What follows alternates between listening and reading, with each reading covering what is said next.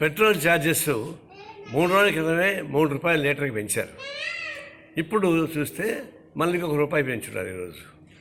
అంటే 3 రోజులకి ఒక దఫా. ఇప్పుడు అదే కాదు, ఇంకా కొనసాగుతుందట.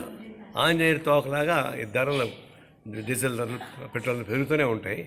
చివరికి మోడీ తోకలాగా పెరుగుతుంది.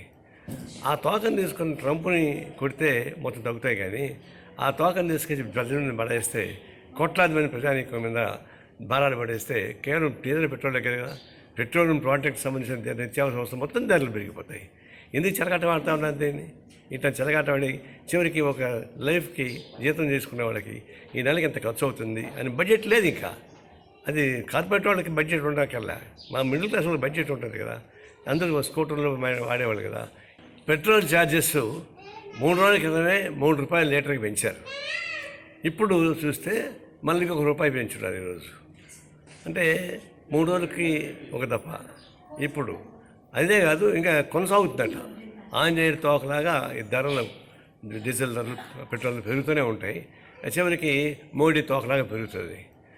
ఆ తోకను తీసుకుని ట్రంప్ని కొడితే మొత్తం తగ్గుతాయి, కానీ ఆ తోకను తీసుకొచ్చి ప్రజలను పడేస్తే, కోట్లాది మంది ప్రజానీకం మీద భారాలు పడేస్తే కేవలం డీజిల్ పెట్రోల్ దగ్గర కదా, పెట్రోలియం ప్రోడక్ట్కి సంబంధించిన నిత్యావసర వస్తువులు మొత్తం ధరలు పెరిగిపోతాయి.